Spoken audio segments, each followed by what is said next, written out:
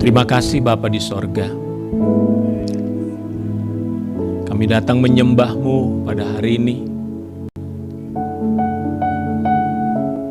Kami ada di hadapan Tuhan, di hadirat Tuhan yang kudus, meninggikan nama-Mu. Engkau Yesus Tuhan dan Juru Selamat kami yang hidup untuk selama-lamanya.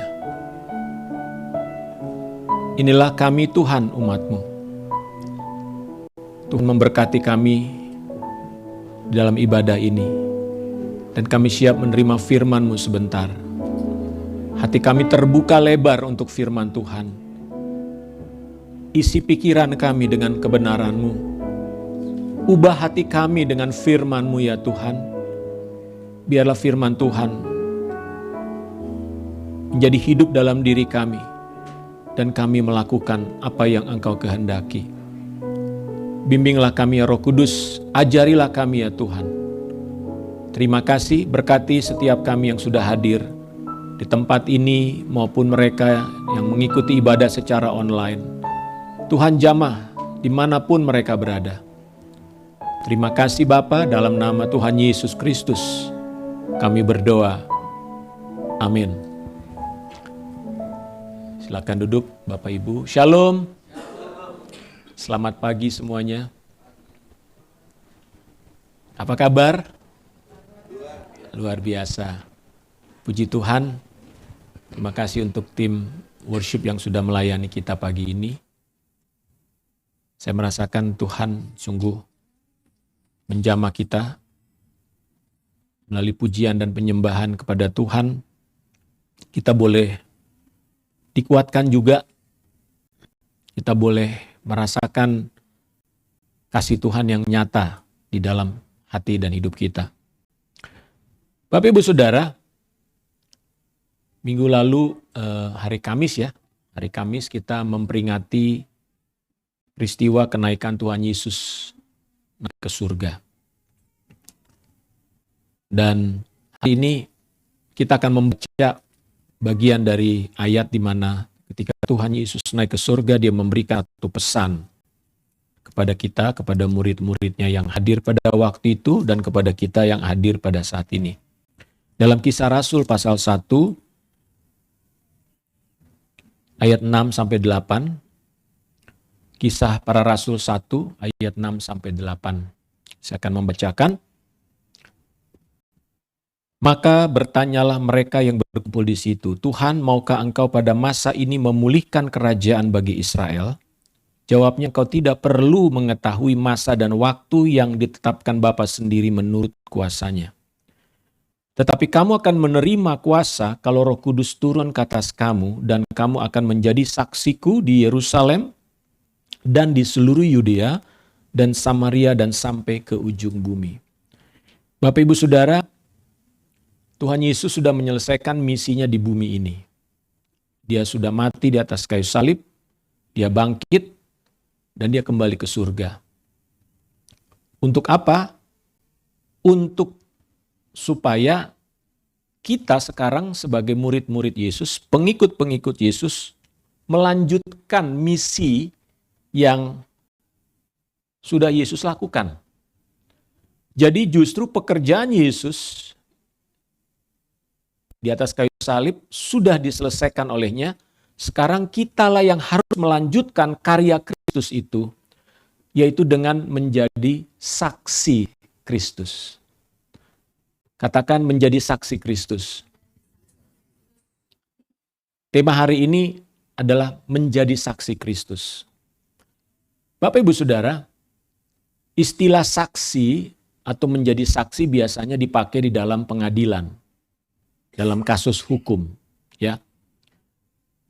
Sebelum hakim memutuskan satu perkara atas kejahatan yang dilakukan seseorang di dalam pengadilan, maka hakim akan meminta ada bukti-bukti, ya, bukti-bukti dari kejahatan yang dilakukan. Tapi bukan hanya bukti, tapi juga saksi. Saksi itu adalah orang yang melihat, mengetahui, mendengar peristiwa yang terjadi.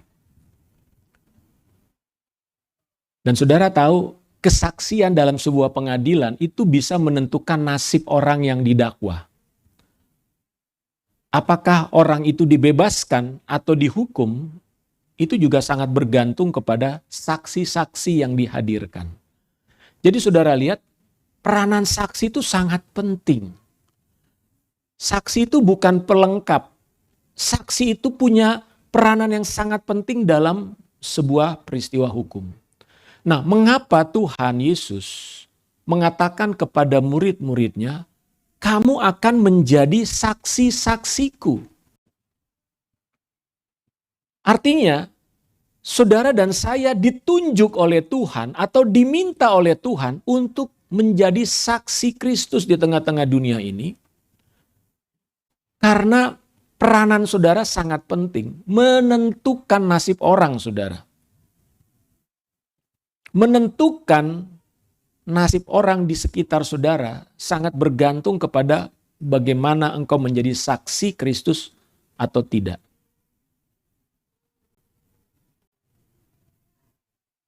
Dan memang untuk menjadi seorang saksi itu mempunyai tanggung jawab yang besar. Makanya seorang saksi di dalam pengadilan harus disumpah, saudara. Bahwa dia tidak akan menceritakan hal yang bohong. Atau dengan kata lain, jangan sampai dia memberi kesaksian palsu. Dia betul-betul orang yang melihat, mendengar, atau mengetahui peristiwa tersebut. Makanya saya mau katakan menjadi saksi Kristus itu adalah sebuah tugas yang mulia dan terhormat. Walaupun mungkin tidak banyak orang yang ingin menjadi saksi. Apalagi kalau jadi saksi di pengadilan. Wah, saya dipanggil di pengadilan nih, gimana nih? Jangan-jangan nanti saya jadi tersangka lagi atau saya ada urusan yang lain gara-gara dipanggil sebagai saksi. Tetapi memang menjadi seorang saksi ada resiko, saudara. Saya mau katakan menjadi saksi itu ada resiko. Tapi sebelum saya bicara itu, saya mau mengatakan bagaimana pentingnya, bagaimana menentukannya nasib satu orang atau nasib satu wilayah karena saksi. Coba kita baca dalam Markus pasal 6 ayat 11. Markus 6 ayat 11.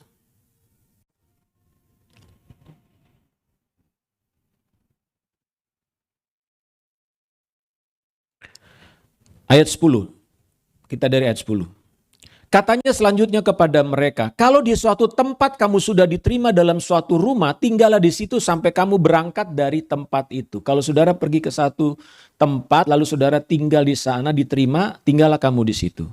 Dan kalau ada suatu tempat yang tidak mau menerima kamu, dan kalau mereka tidak mau mendengarkan kamu, keluarlah dari situ dan kebaskanlah debu yang di kakimu sebagai peringatan bagi mereka. Saudara, Tuhan Yesus memberikan satu pernyataan yang sangat penting. Bagaimana murid-murid menjadi saksi. Kalau kamu menjadi saksiku, kata Yesus, kamu pergi ke satu daerah, kamu diterima di sana, kamu tinggal di situ, tentu tempat itu akan diberkati. Sebaliknya, kalau kami pergi ke satu tempat sebagai saksiku, tapi kamu ditolak di situ, kamu nggak diterima di situ, kamu kebaskan kakimu, debu kakimu. Kenapa? Karena nasib kota itu akan ditentukan kemudian. Jadi saudara bisa bayangkan kehadiran kita sebagai saksi Kristus. Kita pergi ke satu tempat, saudara menjadi saksi di sana. Orang itu menerima atau tidak menerima saudara akan menentukan nasib dia, saudara. Bayangkan betapa pentingnya peranan saksi di dalam kehidupan ini. Boleh saya katakan saudara menentukan nasib orang loh. Kalau saudara betul-betul menjadi saksi Kristus, nasib orang tergantung saudara. Respon orang kepada kedatangan saudara, penerimaan orang kepada saudara menentukan nasib dia. Jadi saya mau katakan betapa terhormat, betapa satu peranan yang penting bagi kita menjadi seorang saksi. Kita lihat satu kisah dalam Kisah Rasul 13. Ini peristiwa yang Paulus ini sedang melakukan apa yang Tuhan Yesus katakan di dalam Markus 6 tadi ya. Markus 13 ayat 50. Markus 13 ayat 50. Orang-orang Yahudi menghasut perempuan-perempuan terkemuka yang takut akan Elohim dan pembesar-pembesar di kota itu. Dan mereka menimbulkan penganiayaan atas Paulus dan Barnabas dan mengusir mereka dari daerah itu. Paulus dan Barnabas pergi ke satu daerah namanya Ikonium. Ya. Kisah Rasul 13. Kisah Rasul 13 ayat 50 dan 51.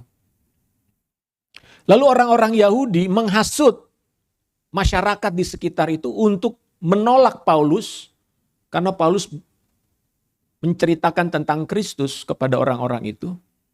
Sampai Paulus dan Paulus dan Barnabas ini dianiaya dan mengusir mereka dari daerah itu. Ayat 51. Akan tetapi Paulus dan Barnabas mengebaskan debu kaki mereka sebagai peringatan bagi orang-orang itu, lalu pergi ke Ikonium. Jadi saudara lihat, ketika mereka ditolak oleh karena mereka menjadi saksi Kristus, Paulus dengan Barnabas ya udah, berarti darah kalian gak lagi ditanggung sama kami. Artinya saya gak bersalah sama kalian ya. Saya udah bersaksi sama kalian, kalian menolak saya, kalian gak menerima saya, penghakiman Tuhan akan turun atas kalian. Jadi saudara lihat di sini bagaimana menjadi saksi itu punya otoritas, punya kuasa. Apa yang kau katakan, apa yang kau lakukan sebagai saksi Kristus menentukan nasib orang lain, saudara. Bahkan menentukan nasib satu kota, satu wilayah, satu kantor, satu sekolah. Saudara bisa sebut tempat ini, bisa sekolah saudara, bisa kampus saudara, bisa lingkungan RT saudara, bisa itu kantor saudara, perusahaan saudara. Ingat, Tuhan mengatakan engkau adalah saksiku. Jadi saya mau katakan di sini menjadi saksi Kristus merupakan tugas dan panggilan yang terhormat. Namun saudara harus tahu bahwa menjadi seorang saksi Kristus berarti orang-orang tersebut telah mempersembahkan hidupnya, bahkan nyawanya bagi Kristus. Saudara, saksi dalam bahasa Yunani itu marturia. Kalau saudara pernah dengar istilah marturia, apa artinya marturia? Marturia itu artinya saksi atau menjadi saksi. Orang yang menyaksikan. Nah, dalam bahasa Inggris dari kata marturia ini muncul kata martir. Pernah dengar martir? Bukan martil ya, martir. Apa itu martir? Martir itu adalah seorang yang berani berjuang hingga mati demi membela iman dan kepercayaannya terhadap Yesus Kristus. Jadi kalau seseorang menjadi saksi dan berani mati untuk menjadi saksi Kristus, maka dia disebut seorang martir. Dan saudara tahu bahwa seorang martir itu artinya orang yang sudah rela memberikan nyawanya demi Kristus. Saudara tahu seorang martir itu dihormati Tuhan.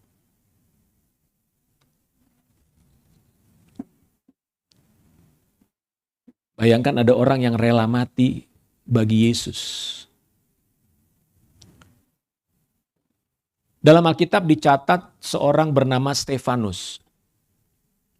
Stefanus ini adalah seorang martir pertama di dalam sejarah kekristenan. Karena dia memberikan kesaksian imannya tentang imannya kepada Kristus di hadapan banyak orang, saudara. Dan karena kesaksiannya itu dia dilempari sampai mati, dirajam. Tapi saudara tahu waktu dia mau mati, dia lagi dilempari dengan batu, saudara. Alkitab mencatat dia melihat pintu surga terbuka dan dia melihat Yesus memberi hormat pada dia. Makanya seorang martir mati itu bukan mati dalam penyesalan, tapi mati dalam kebanggaan, saudara. Coba kita lihat di dalam Kisah Rasul pasal 7 ya. Saya ingin tunjukkan pada saudara. Bagaimana kematian seorang martir itu dicatat di dalam Alkitab.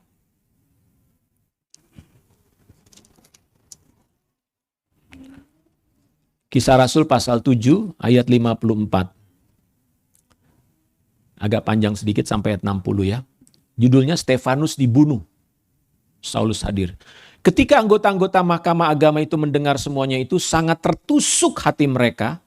Ini karena si Stefanus berkhotbah membuat hati mereka tertusuk. Maka mereka menyambutnya dengan gertakan gigi.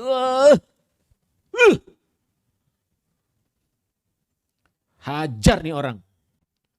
Tetapi Stefanus yang penuh dengan Roh Kudus menatap ke langit lalu melihat kemuliaan Elohim dan Yesus berdiri di sebelah kanan Elohim. Saudara, dalam banyak ayat dikatakan Yesus itu duduk di sebelah kanan Elohim. Tapi di sini dikatakan Yesus berdiri. Kenapa sampai berdiri? Tadinya duduk, dia berdiri, saudara. Kalau orang berdiri artinya orang memberi hormat. Nggak duduk.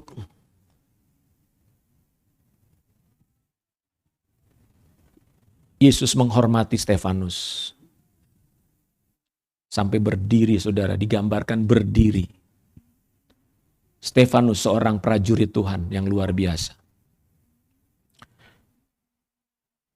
Lalu katanya, sungguh aku melihat langit terbuka dan anak manusia berdiri di sebelah kanan Elohim. Maka berteriak-teriaklah mereka dan sambil menutup telinga serentak menyerbu dia. Jadi orang-orang serbu Stefanus.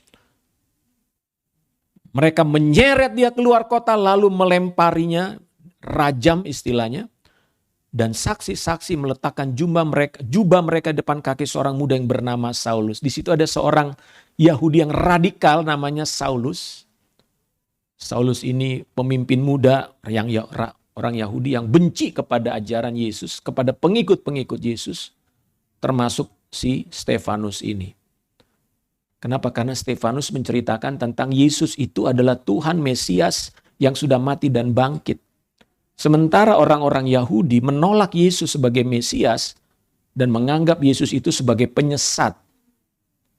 Tapi Stefanus bersaksi, dia adalah Mesias yang dijanjikan Tuhan bagi umat Israel.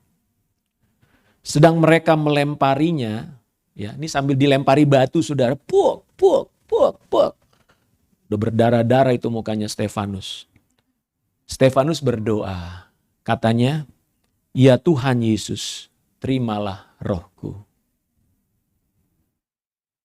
Stefanus enggak, aduh, tolong. Bagi dia mati sebagai seorang pengikut Kristus adalah sebuah kehormatan dan kebanggaan, saudara. Bahkan sambil berlutut ia berseru dengan suara nyaring, Tuhan, janganlah tanggungkan dosa ini kepada mereka. Dan dengan perkataan itu meninggallah ia. Saudara, luar biasa.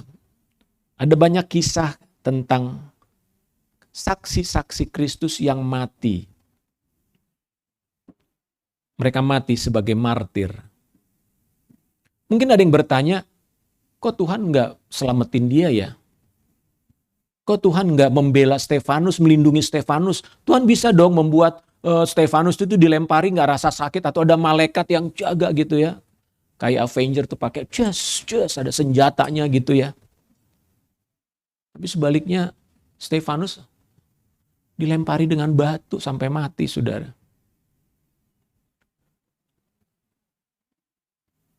Tentunya itu rahasia Tuhan. Tapi yang jelas Tuhan menghormati Stefanus dan mengasihi Stefanus karena kesediaannya untuk mati bagi Kristus.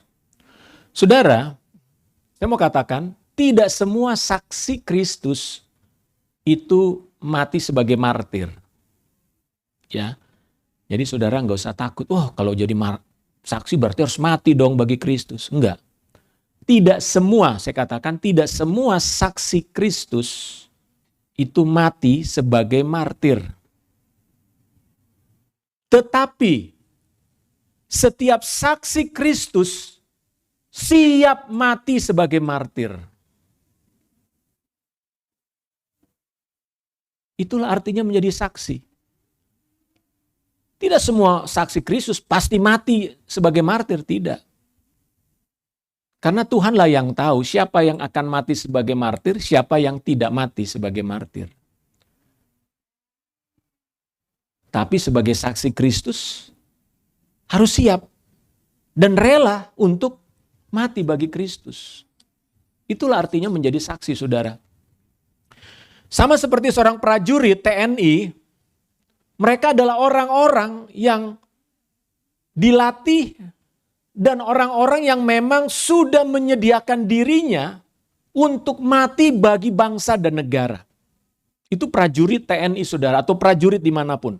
Setiap orang yang masuk ke tentara, maka dia sudah siap untuk menyerahkan jiwa dan raganya membela bangsa dan negara.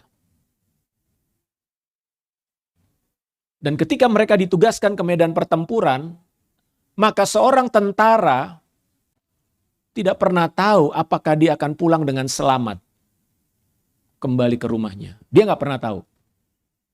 Tapi yang pasti, kalau dia harus mati di medan pertempuran, dia siap. Itu seorang tentara seperti itu, saudara. Jadi mereka tahu dengan sadar ada resiko yang mereka akan ambil ketika mereka masuk tentara. Makanya nggak semua orang bisa jadi tentara, saudara. Dan tidak banyak orang tua ingin anaknya jadi tentara. Betul? Karena kalau menjadi tentara harus siap untuk mati membela negara dan siap dikirim ke medan pertempuran dimanapun.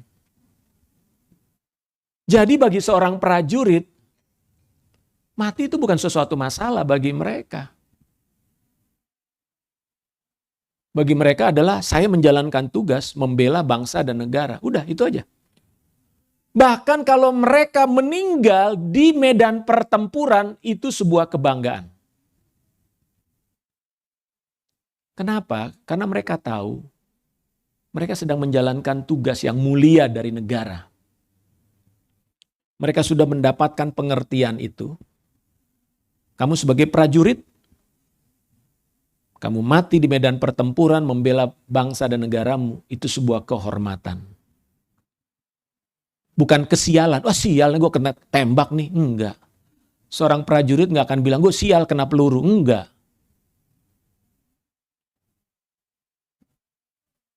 Jadi Bapak Ibu Saudara,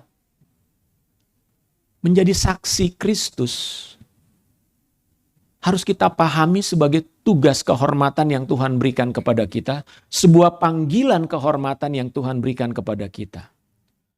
Memang kenyataannya tidak semua orang Kristen mau menjadi saksi Kristus. Kebanyakan orang Kristen ingin jadi orang percaya aja sama Tuhan Yesus. Yang penting aku udah percaya, aku selamat mati masuk surga. Dan menerima berkat-berkatnya. Tapi untuk menjadi saksi Kristus, tidak banyak orang mau, saudara. Kenapa? Karena ada risiko itu. Padahal Tuhan Yesus yang mengatakan, kamu menjadi saksi-saksiku. Dan kamu aku berikan kuasa. Power. Makanya seorang prajurit diberi kuasa enggak oleh negara?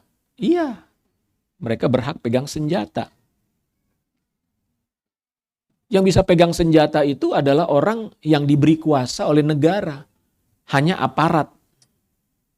Hanya aparat yang diberikan kuasa oleh negara untuk memegang senjata, saudara. Kecuali di Amerika ya, ada undang-undang masyarakat sipil juga boleh memegang senjata, tapi tujuannya membela diri, bukan untuk bertempur. Tapi seorang tentara memang diberi senjata, diberi hak, otoritas untuk pegang dan nembak. Karena mereka adalah tentara. Ada resiko sebagai saksi, tapi juga ada mahkota, saudara. ada mahkota. Tuhan menjanjikan mahkota kepada para saksi Kristus, saudara.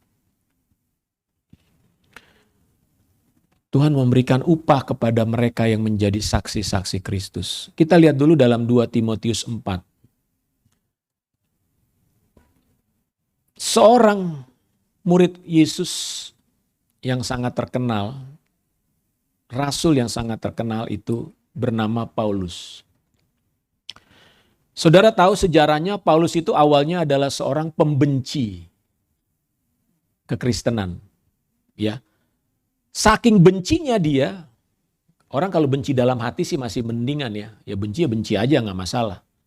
Tapi masalahnya dia benci itu dengan satu tindakan. Dia minta surat kuasa dari Mahkamah Agama Yahudi supaya dia boleh nangkepin orang-orang Yahudi yang jadi Kristen. Bayangkan, dia minta surat loh. Kasih dong saya surat. Saya kasih SK. Supaya saya boleh nangkepin nih orang-orang Yahudi yang jadi Kristen nih, pengikut-pengikut Yesus. Dimanapun. Oh, imam-imam Yahudi senang banget. Ada orang radikal kayak begini harus kita support nih. Karena kekristenan ini udah mengganggu agama Yahudi gitu ya. Jadi dengan surat itu Paulus pergi nih. Dia cari orang Kristen ada di mana. Oh, di sana tuh ada kumpulan orang Kristen. Lalu orang-orang Kristen yang dia tahu, pengikut-pengikut Yesus yang dia tahu, diseret sama dia.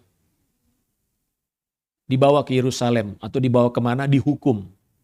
Karena mereka diperbolehkan menghukum. Karena menurut agama Yahudi, kalau orang sesat itu harus dilempari dengan batu. Jadi saudara perlu tahu bahwa kekristenan di awal itu penuh dengan ancaman, penuh dengan aniaya. Tidak sebebas hari ini kita di Indonesia bisa beribadah. Walaupun di Indonesia juga ada ancaman saudara. Ya, di daerah-daerah tertentu kita nggak bebas beribadah seperti ini. Tapi dalam suatu perjalanan dia ke kota Damaskus atau Damsyik. Diceritakan dia bertemu dengan Yesus. Lalu kemudian Paulus ini berubah. Dari tadinya seorang yang benci kepada pengikut-pengikut Yesus, sekarang dia justru menjadi percaya kepada Yesus. Dan saudara tahu dia bukan hanya sekedar percaya kepada Yesus, tapi dia justru ingin menceritakan tentang Yesus kepada semua orang, termasuk kepada orang-orang Yahudi yang membenci Yesus. Jadi Paulus ini berubah radikal saudara, berubah total. Dari yang tadinya pembenci Yesus, sekarang justru dia ingin menceritakan tentang Yesus. Oh ternyata Yesus itu benar, Yesus itu Tuhan, Yesus itu Mesias yang dikatakan di dalam nabi-nabi perjanjian lama. Kamu harus percaya Yesus itu adalah Tuhan. Dia sudah dimati dan disalibkan tapi dia bangkit. Bayangkan Paulus menjadi seorang yang sangat radikal saudara. Dan karena keradikalan Paulus untuk menceritakan tentang Yesus ini saudara, dia dibenci sekarang oleh orang-orang Yahudi. Dan dianggap Paulus ini adalah musuh nomor satu bangsa Yahudi. Bayangkan saudara, musuh nomor satu bangsa Yahudi. Jadi kemanapun Paulus pergi pasti ada orang yang akan mencoba untuk menangkap dia. Dan kalau saudara baca dalam Kisah Para Rasul, Paulus adalah orang yang berkali-kali ditangkap, masuk penjara, keluar lagi, masuk penjara. Dan kalau masuk penjara bukan cuma dimasukin penjara begitu saudara. Sebelum masuk penjara dia digebukin dulu. Dicambuki dulu. Jadi artinya Paulus bukan hanya sekedar masuk penjara saja. Tapi dia juga penuh dengan penderitaan. Beberapa kali dikatakan dalam Alkitab dia dilempari dengan batu juga saudara. Seperti Stefanus. Tapi anehnya dia gak mati saudara. Murid-muridnya ngelilingi badannya udah tergeletak. Wah udah mati nih. Tiba-tiba Paulus bangkit. Ada yang mengatakan Paulus sebenarnya sudah mati tapi Tuhan bangkitkan dia. Karena tugasnya belum selesai. Tapi udah begitu Paulus itu gak kapok. Bayangkan saudara dia baru dilempari dengan batu. Udah mati kemudian bangkit lagi. Harusnya yaudah kita balik yuk. Enggak, dia bilang ayo kita menginjil lagi. Ayo kita pergi ke kota sana lagi. Ayo kita bersaksi lagi. Waktu saya membaca kisah Paulus, saya bilang ini orang gila bener ya. Ini baru dilempari dengan batu nih saudara. Udah pergi lagi. Jadi Paulus itu nggak pernah punya semangatnya jadi padam, atau dia kecewa sama Tuhan, atau dia merasa ya Tuhan gimana, kok suruh aku jadi saksi, kenyataannya aku begini. Udahlah Tuhan, saya mau istirahat dulu ya, cuti.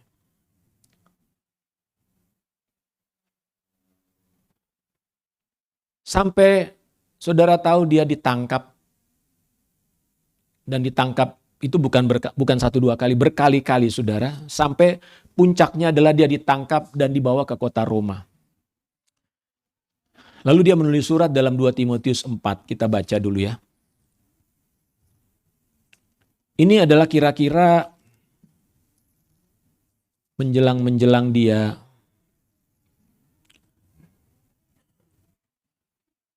akhir hidupnya. 2 Timotius 4 ayat 6. Mengenai diriku, darahku sudah mulai dicurahkan sebagai persembahan dan saat kematianku sudah dekat. Dia udah di penjara, umurnya sudah mulai tua.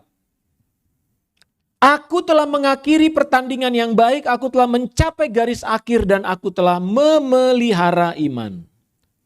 Ayat 8. Sekarang telah tersedia bagiku mahkota kebenaran yang akan dikaruniakan kepadaku oleh Tuhan. Paulus di sini ingin mengatakan, saya sudah mau mati, darahku dicurahkan sebagai persembahan. Saudara, Paulus bukan hanya memberi uang sebagai persembahan, Paulus bukan hanya memberi waktu kepada Tuhan, melayani Tuhan. Paulus bukan hanya memberi tenaga, habis-habisan dia tenaganya sampai habis, sampai lemes. Tapi dia juga memberikan darahnya, nyawanya saudara. Saudara, kebanggaan Paulus untuk menjadi saksi Kristus tidak bisa digantikan oleh apapun. Itulah sebabnya bagi dia sebagai seorang saksi Kristus, mati atau meninggal sebagai martir merupakan suatu kebanggaan dan kehormatan. Karena mereka bisa mempersembahkan nyawa mereka kepada Kristus. Saudara, itu adalah persembahan yang tertinggi yang bisa kita berikan kepada Tuhan.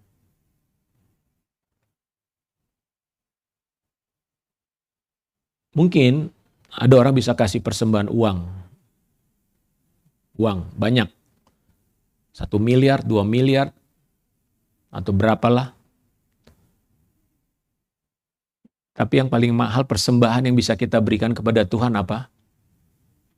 Nyawa kita, saudara. Nyawa kita. Itulah yang Paulus miliki sebagai seorang saksi Kristus. Dan persembahan itu adalah sebuah kebanggaan, kehormatan. Ingat sekali lagi saya mau katakan, tidak semua orang dipanggil atau ditentukan Tuhan menjadi martir ya. Enggak semua orang. Tapi setiap saksi Kristus adalah orang yang siap untuk menjadi martir. Makanya bagi mereka ketika mereka harus mati karena Kristus, mereka melihat itu sebagai sebuah persembahan kepada Tuhan. Kenapa? Karena Tuhan yang mereka sembah, Tuhan yang mereka layani sudah mati bagi mereka. Jadi bagi Paulus nggak ada cara yang pantas untuk aku bisa lakukan membalas kasih Tuhan kepada aku kecuali aku bisa memberikan nyawaku sekali nyawaku kepada Kristus. Dan Tuhan berjanji bahwa Dia menyediakan mahkota. Paulus berani berkata atau dia meyakini bahwa Sekarang telah tersedia bagiku mahkota kebenaran yang akan dikaruniakan kepadaku oleh Tuhan. Hakim yang adil pada harinya. Tetapi bukan hanya kepadaku, melainkan juga kepada semua orang yang merindukan kedatangannya. Orang yang merindukan kedatangan Tuhan adalah orang yang menanti-nantikan Tuhan. Dan orang yang menanti-nantikan Tuhan adalah orang yang siap menjadi saksi Kristus, saudara. Tidak mungkin orang menantikan Tuhan enggak menjadi saksi Kristus. Menjadi saksi Kristus adalah sebuah hasrat dan dorongan yang ada pada semua orang yang sudah mengalami Kristus dalam hidupnya. Saudara, berapa banyak orang yang mendapatkan sesuatu yang indah dalam hidupnya, nggak tahan untuk nggak cerita. Betul nggak? Saudara dapat sesuatu yang menyenangkan hati saudara yang baik, saudara nggak tahan, pasti nggak tahan tuh nggak cerita kan? Walaupun bilang, diam-diam aja, ini buat lo aja nih, jangan cerita-cerita. Pasti saudara cerita. Kenapa? Itu sesuatu yang membuat saudara, wow. Ya, saudara dapat kesempatan, dapat undian misalnya. Ya, dapat door prize, tiket gratis ke Singapura atau ke Eropa liburan. Saudara kan nggak mungkin diem-diem ya.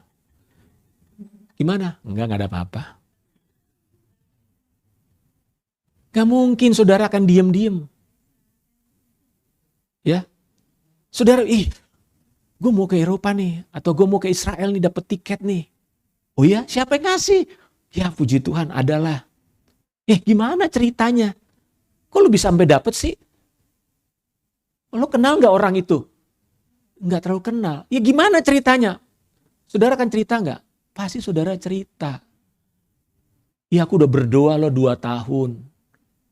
Saya nggak punya duit tapi saya nggak tahu gimana caranya. Ya saya berdoa aja. Saudara kan cerita bagaimana saudara bisa mendapatkan itu. Kenapa? Karena yang saudara dapatkan sesuatu yang berharga bagi saudara. Kecuali saudara dapat gelang karet ya di jalan, saudara nggak akan pernah cerita, gue dapat gelang karet ini loh. Apa itu? Yang nggak tahu. Itu cerita untuk apa? Ya gue dapat aja. Kenapa? Itu nggak berharga. Untuk apa saudara cerita? Tetapi sesuatu yang berharga dalam hidupmu, pasti engkau akan cerita sama orang, nggak tahan saudara nggak cerita. Itulah yang mendorong para murid-murid Yesus cerita terus tentang Yesus sama orang lain, saudara. Kenapa? Karena mereka melihat, menyaksikan Yesus yang sudah mati dan bangkit itu. Paulus sendiri tidak pernah melihat Yesus secara fisik. Karena Yesus sudah naik ke surga. Tapi perjumpaan dia dengan Yesus, waktu dia dipanggil oleh Tuhan dalam sebuah peristiwa di mana dia mau membunuh orang-orang Kristen. Dan hidupnya berubah. Wow. Lagu Amazing Grace mengatakan, dulu aku buta, sekarang aku melihat. Makanya aku mau cerita tentang kasih yang ajaib itu, Amazing Grace. Saya mau tanya pada saudara, kenapa kita tidak punya hasrat untuk menjadi saksi Kristus? Kenapa untuk menceritakan tentang Tuhan kepada orang lain, kita begitu diam-diam saja? Atau kita nggak punya keinginan, atau kita hanya merasa bahwa, itu mah bukan tugas saya. Jangan-jangan, saudara belum berjumpa dengan Yesus, saya bilang. Jangan-jangan Yesus tidak terlalu berharga bagi saudara. Yesus tidak terlalu penting bagi hidup saudara. Untuk dapat undian panci aja saudara mau cerita. Gue kemarin belanja di sono dapat gue panci. Saudara mau cerita. Apalagi yang suka kulineran. Kemarin gue diajak loh makan di sana, enak banget. Padahal saudara nggak dibayar sama pemilik restoran. Saudara yang keluar duit, tapi saudara mau endorse. Sampai di videoin. Saudara, apakah Kristus berharga dalam hidup kita? Apakah Yesus betul-betul engkau alami perjumpaanmu dengan Yesus enggak?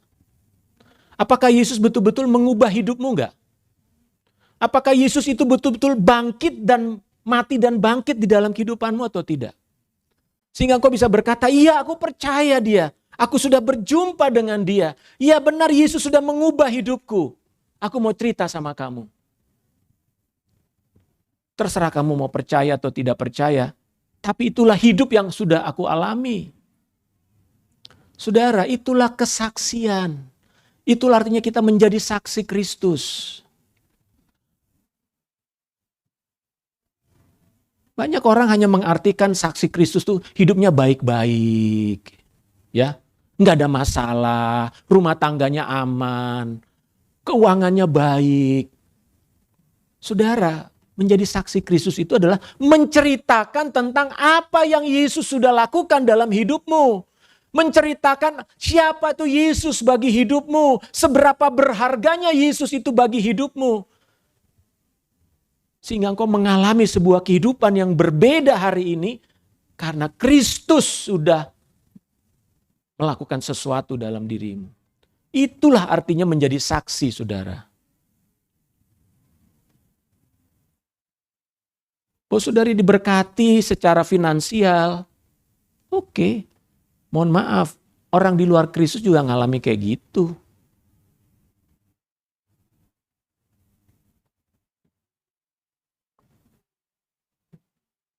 Bukan berarti kita nggak bisa menyaksikan itu ya. Tapi orang perlu dengar kisah hidupmu yang sesungguhnya. Karena engkau berjumpa dengan Kristus. Itu adalah tugas yang Paulus terima dari Tuhan, saudara. Tentunya itu juga tugas yang Tuhan berikan kepada kita sebagai umat Tuhan. Sebagai kesimpulan, menjadi saksi Kristus adalah suatu tugas dan panggilan Tuhan yang memiliki nilai yang terhormat bagi kita orang-orang yang percaya. Memang menjalani hidup sebagai pengikut Kristus, itu kita harus membuat pilihan-pilihan, saudara. Salah satunya adalah menjadi saksi Kristus atau tidak menjadi saksi Kristus. Itu pilihan saudara. Ya udah saya memilih gak jadi saksi Kristus aja deh. Yang penting saya jadi orang Kristen baik-baik aja. Yang penting saya jadi orang Kristen gak nyusahin orang, gak nipu orang. Gak cukup, saudara, gak cukup.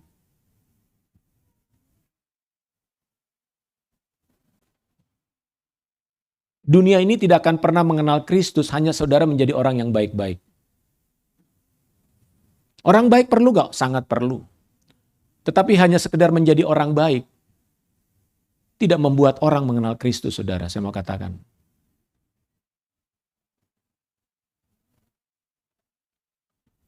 Karena banyak orang lebih baik dari saudara. Betul?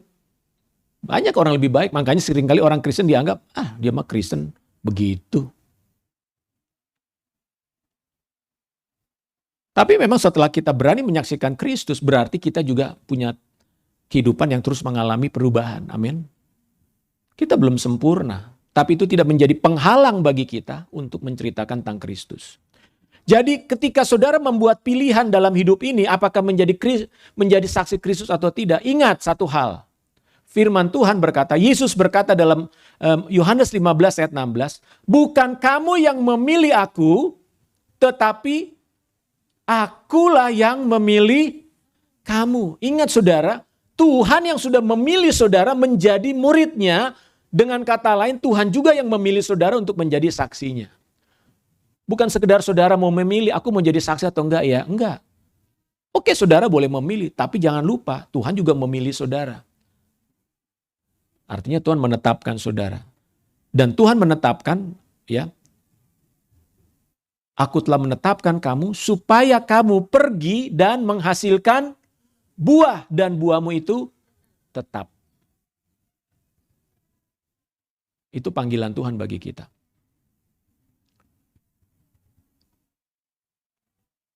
Respon kita memutuskan mengikuti pilihan Tuhan atas hidup saudara atau tidak. Putuskan bagi saudara hari ini. Tentu Tuhan ingin saudara percaya dan taat terhadap Dia. Dan kalau saudara memilih itu, saya mau katakan itu adalah keputusan terbaik dalam hidupmu. Kau tidak akan pernah menyesal ketika kau memilih untuk hidup menjadi saksi Kristus. Tuhan Yesus memberkati. Biarlah kita akan menyediakan hidup kita untuk menjadi saksi Kristus. Dia sudah berikan kuasa kepada saudara dan saya.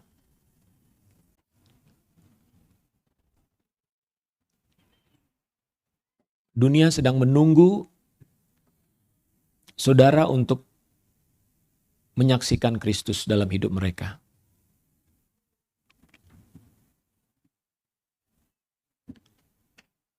Maukah hari ini saudara menyerahkan hatimu kepada Tuhan dan berkata, Tuhan, inilah hidupku, pakailah aku Tuhan.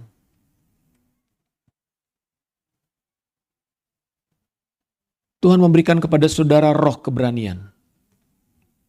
Tuhan memberikan kepada saudara hati dan dorongan. Saya percaya dorongan dari Roh Kudus selalu ada dalam dirimu untuk menjadi saksi Tuhan.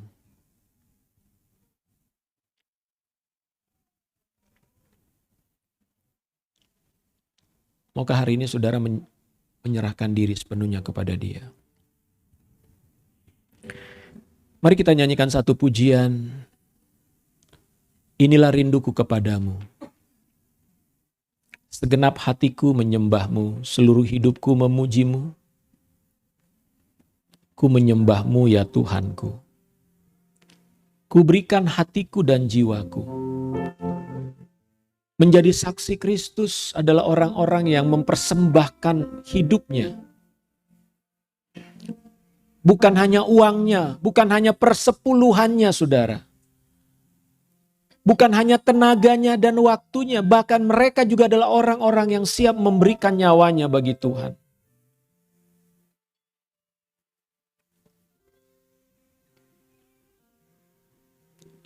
Inilah rinduku kepadamu,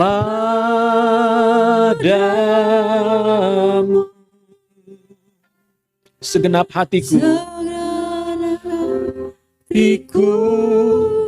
menyembahmu, seluruh hidupku memujimu, seluruh hidupku memujimu. Ku menyembahmu ya Tuhanku, ku menyembahmu ya Tuhanku. Ku berikan hatiku dan jiwaku,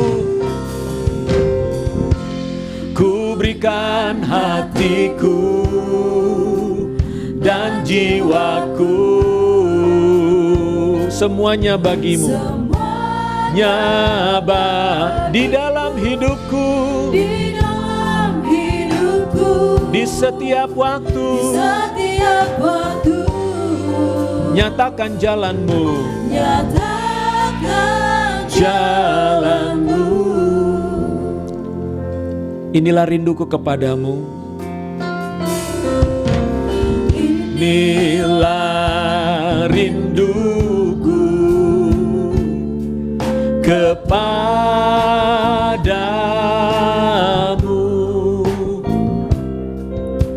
segenap hati hatiku menyembah-Mu. Ya, hidup kami menyembah kepada-Mu Tuhan. Hidupku memuji-Mu, ku menyembah-Mu ya Tuhanku, ya Tuhanku. Oh, ku berikan hatiku, ku berikan hatiku dan jiwaku, semuanya bagi-Mu di dalam hidupku, di setiap waktu. Nyatakan ku berikan hatiku, berikan hatiku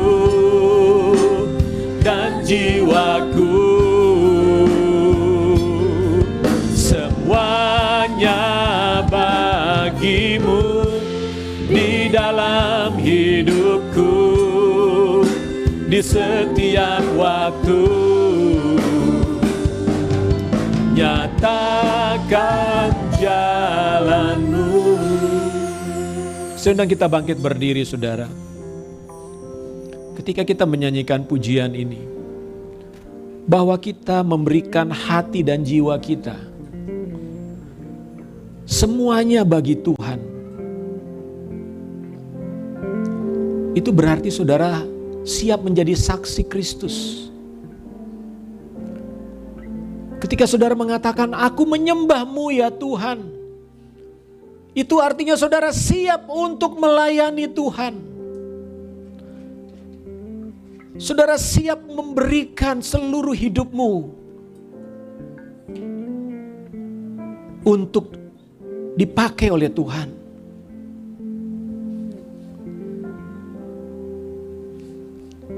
Hari ini ambillah keputusan yang benar dalam hidupmu. Bahwa engkau tidak hidup untuk dirimu sendiri. Engkau tidak hidup untuk mencapai semua cita-citamu. Tapi engkau hidup untuk melakukan kehendak Tuhan. Dan saya mau katakan Bapak Ibu Saudara, ketika engkau mau melakukan kehendak Tuhan, ketika engkau membuat keputusan, Tuhan aku mau melakukan kehendak-Mu, aku mau menjadi saksi-Mu, engkau tidak akan pernah kecewa saudara. Engkau tidak pernah salah membuat keputusan itu.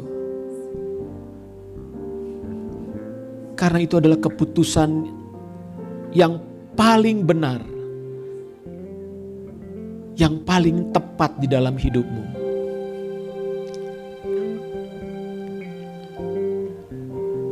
Paulus tidak pernah menyesali panggilan Tuhan atas hidupnya dan keputusannya untuk mengikut Yesus. Mari saudara masing-masing ambil waktu berdoa.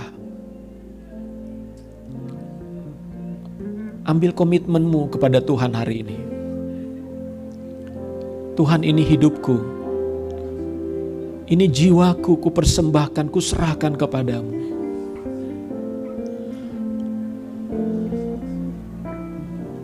Biarlah aku menjadi saksimu ya Tuhan.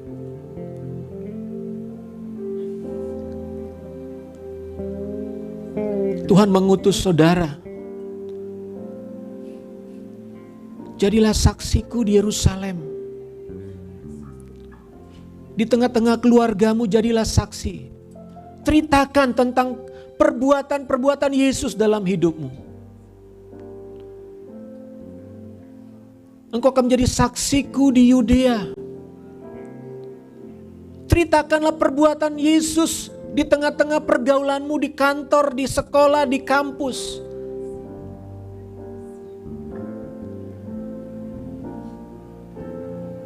Sampai ke Samaria. Orang-orang yang mungkin tidak mengenal engkau. atau orang-orang yang berbeda budayanya, berbeda kebiasaannya, bahkan sampai ke ujung bumi kata Tuhan.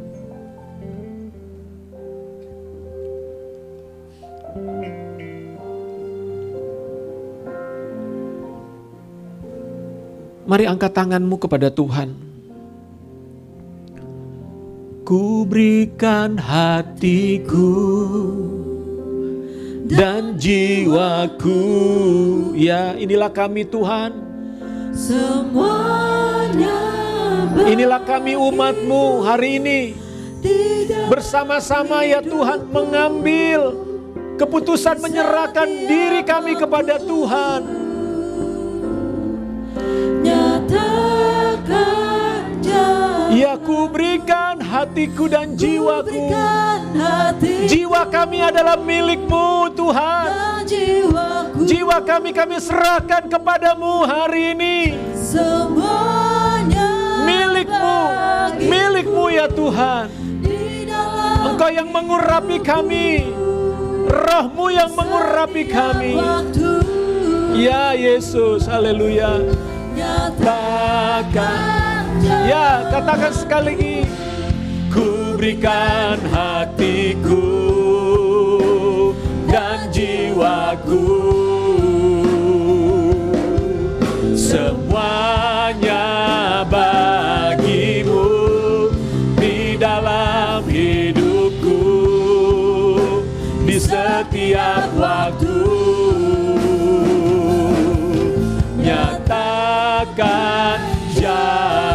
Nyatakan jalan-Mu, nyatakan jalan-Mu, nyatakan jalan-Mu. Oh haleluya, haleluya Yesus, pakailah kami, nyatakanlah jalan-Mu Tuhan. Inilah hidup kami, jiwa kami persembahkan padamu ya Bapa. Jadikanlah kami sebagai saksi-saksi-Mu. Kami menyerahkan hidup kami kepadamu.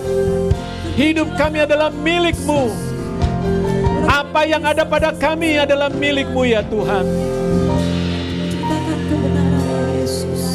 Haleluya. Dalam nama Yesus Kristus. Silakan duduk Bapak Ibu.